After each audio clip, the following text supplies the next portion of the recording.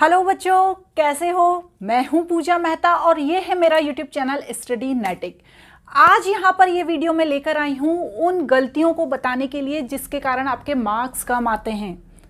अरे मैडम, आपको कैसे पता हमारे मार्क्स कम आएंगे? अरे नहीं नहीं, आपके मार्क्स बहुत अच्छे आएंगे, लेकिन फिर भी आपको उन गलतियों से बचना चाहिए जिसके कारण आपके मार्क्स कम आ सकते हैं। तो आज उन गलतियों को मैं बताऊंगी जिन्हें आप पहले से ही डिटरमाइन कर सकते हैं कि हाँ भैया, ये गलतियां हम ना करें तो हमारे मार्क्स अच्छे आ सकते हैं। तो मैडम, कौन कौन सी गलतियां हो सकती हैं? तो बस वही तो मैं बता रही हूं। जैसा कि हम सभी जानते हैं कि स्टेट बोर्ड एंड सीबीएसई सभी ने अपनी फाइनल टाइम टेबल को डिक्लेयर कर दिया है। मोस्टली कुछ स्टेट बोर्ड्स के नहीं आए हैं अभी टाइम टेबल, लेकिन वो भी बहुत ही जल्दी आ जाएंगे। जैसा कि हम जानते हैं कि हमारे फाइनल एग्जाम्स में ज़्यादा टाइम नहीं बचा है, तो हमें अभी से ही प्रिपरेशन को स्टार्ट कर देना है।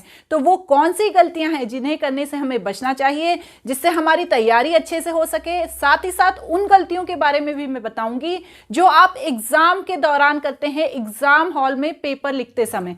तो हम क्या कर रहे हैं, उन गलतियों को समझ रहे हैं। तो सबसे पहली गलती क्या होती है?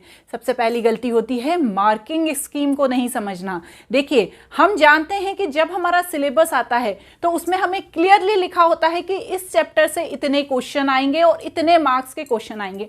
उस समय तो हम ध्यान नहीं देते, हम ये सोचते हैं कि भैया ये चैप्टर हमें पढ़ना है। हम ये ध्यान नहीं देते हैं कि किस चैप्टर से कितने मार्क्स के क्वेश्चन आने वाले हैं। बस हम पढ़ाई करना चालू कर देते हैं। लेकिन क्या होता है, जब एंड में हमें पता चलता है कि जिस चैप्टर पे हमने बहुत ज़्यादा ध्यान दिया है, बहुत ज़्यादा मेहनत की है, वहाँ से बहुत ही कम मार्क्स के क्वेश्चन आने वाले हैं। और जिन चैप्टर्स को हमने छोड़ दिया था, ज़्यादा मेहनत नहीं की थी, वहाँ से बहुत ज़्यादा मार्क्स के क्वेश्चन आने वाले हैं। अब ये हमें पता चलता है बिल्कुल लास्ट में पता चलने के कारण होता क्या है, सेकंड चीज़ हो जाती है। कौन सी? पैनिक हो जाना। हम क्या करते हैं, पैनिक हो जाते हैं। पैनिक होने के कारण हमारा जो नर्वस सिस्टम है वो भी पैनिक हो जाता है, और पैनिक होने के कारण हम या तो तैयारी करने में गड़बड़ी कर देते हैं या एग्जाम लिखते समय हम वहां पर गलती कर देते हैं। तो हमें क्या करना है, यदि हमें कोई ऐसी नई चीज भी पता चली है तो हमें पैनिक नहीं होना है। ये हमारी दूसरी गलती है जिसे करने से हमें बचना है। कौन सी गलती? पैनिक नहीं होना। इसलिए शुरू से अपना प्रॉपर टाइम टेबल बनाना है। तीसरी गलती जिसे करने से बचना है, क्या? कि टाइम टेबल नहीं बनाना।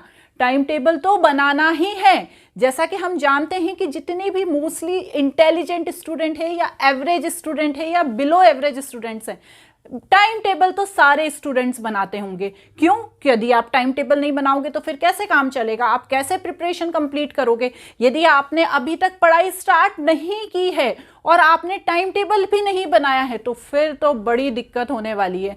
तो टाइम टेबल बनाना तो बहुत ज़्यादा इंपॉर्टेंट है। जो बच्चा रात में जग के पढ़ना चाहता है वो उस हिसाब से टाइम टेबल बना ले, जो बच्चा सुबह उठकर पढ़ना चाहता है वो उस हिसाब से टाइम टेबल बना ले। मेरे टाइम टेबल बताने से कुछ नहीं होगा कि भैया इतनी बजे आपको ये करना है। आपको अपने हिसाब से टाइम टेबल बनाना है, क्योंकि हर बच्चे की कैपेबिलिटी अलग होती है, कैपेसिटी अलग होती है। तो वो उस हिसाब से टाइम टेबल बना ले। यदि उसको खेलना पसंद है, उसे अपने दोस्तों के साथ जाके गॉसिप करना पसंद है, तो उसके लिए भी टाइम रखे और अपनी पढ़ाई के लिए भी टाइम रखे। तो टाइम टेबल आपको अपने अनुसार बनाना है, मेरे कहने के अनुसार नहीं बनाना है। और नेक्स्ट कौन सी गलती है? सिलेबस ही नहीं समझ पाते हैं। अपने पुरानी दोस्तों से, अपने पुराने जो बड़े भैया हैं उनसे हम बुक ले लेते हैं। हमारे पुराने रिलेटिव्स हैं जो जिन्होंने पहले भैया पिछले साल या उससे 2 साल पहले कोई भी क्लास का एग्जाम दिया है, हम उनसे बुक ले लेते हैं और पढ़ाई स्टार्ट कर देते हैं। वो बोलते हैं भैया हमें ये चैप्टर आए थे, तुम भी ये पढ़ लेना। और ये ऐसे कैसे पढ़ लेना? हर साल सीबीएसई हो चाहे स्टेट बोर्ड हो, अपना सिलेबस में कुछ ना कुछ छोटा मोटा चेंज करती ही है। तो हमें सिलेबस को अच्छे से देखना है। आप YouTube पे देख लीजिए, किसी भी गूगल की वेबसाइट पे देख लीजिए। आप चाहे स्टेट बोर्ड के स्टूडेंट हो चाहे आप सीबीएसई बोर्ड के स्टूडेंट हो, आपको सिलेबस को ज़रूर ध्यान से देखना है। बहुत से चैप्टर्स ऐसे होते हैं जिन्हें हटा दिया जाता है कि इस साल ये चैप्टर नहीं आएंगे, तो हमें वो चैप्टर नहीं पढ़ लेना है। पता चला हमने वो पूरा चैप्टर पढ़ लिया। क्यों? क्योंकि जिन्होंने हमें बुक दी है ना, जिन भैया ने, उन्होंने बोला था कि ये चैप्टर हमें तो आया था। अरे भाई, तो तुमने कौन से ईयर में बुक पढ़ी थी और हम कौन से ईयर में पढ़ रहे हैं, ये तो आपको पता होना ज़रूरी है कि आपके सिलेबस में क्या क्या चैप्टर आ रहे हैं, कौन कौन सी चीज़ें आ रही हैं।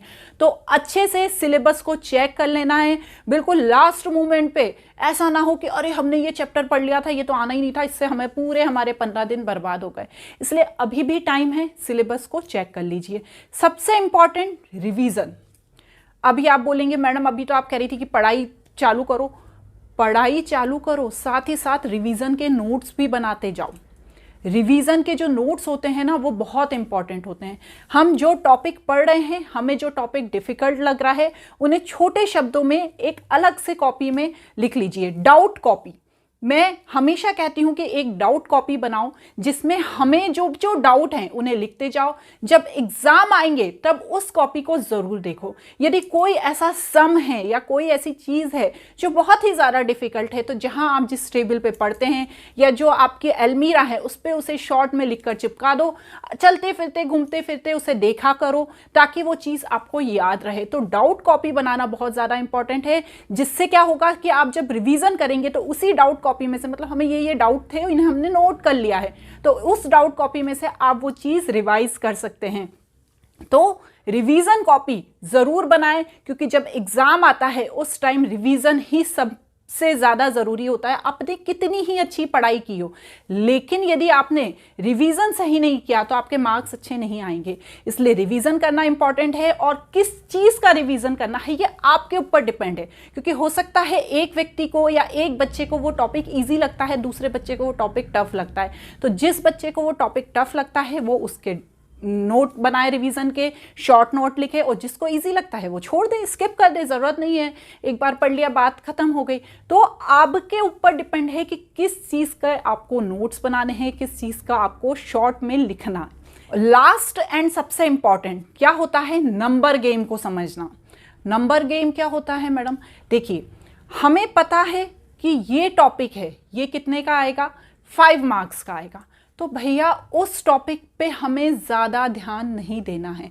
जो टॉपिक जिससे 20 मार्क्स के क्वेश्चन आएंगे उस टॉपिक को हमें ज़्यादा ध्यान देना है। क्यों? क्योंकि उससे 20 मार्क्स के क्वेश्चन आने वाले हैं। इसलिए नंबर गेम सबसे ज़्यादा इंपॉर्टेंट होता है। यदि आपने ये चीज़ ध्यान नहीं रखी तो आपने वो चैप्टर तो बहुत अच्छे से पढ़ा है जो चैप्टर सिर्फ 5 मार्क्स का आने वाला है, और वो चैप्टर आपने 100 पढ़ा है जो सीधा 20 मार्क्स का आने वाला है। तो यहाँ पर आपको नंबर गेम को बहुत ज़्यादा ध्यान रखना है। इसलिए प्रॉपर स्ट्रेटेजी स्टार्ट कीजिए, प्रॉपर नोट्स बनाइए, सिलेबस देखिए। ऐसा नहीं है कि कुछ भी पढ़ना स्टार्ट कर दिया है। तो ये सारी गलतियाँ करने से यदि आप बचे रहेंगे तो आपके डेफिनेटली 100% मार्क्स अच्छे आएंगे। तो ये जो मैंने आपको पॉइंट्स बताए हैं उन्हें ध्यान रखिएगा। चाहे तो आप नोट कर लीजिए कि कौन कौन से पॉइंट्स ऐसे हैं जो मैंने आपको बताए हैं, और उसके हिसाब से अपनी स्ट्रेटेजी स्टार्ट कर दीजिए। बिना स्ट्रेटेजी के बिल्कुल पढ़ाई मत कीजिए, क्योंकि जो बच्चे बिना स्ट्रेटेजी के पढ़ाई करते हैं उनका समय पर कोर्स कंप्लीट नहीं हो पाता, समय पर रिवीजन नहीं हो पाता। इसलिए हर काम, हर पढ़ाई को स्ट्रेटेजी के साथ कीजिए। आज के वीडियो में इतना ही। अपने दोस्तों के साथ मेरे चैनल को ज़रूर शेयर कीजिए और सब्सक्राइब ज़रूर कीजिए। Thank you.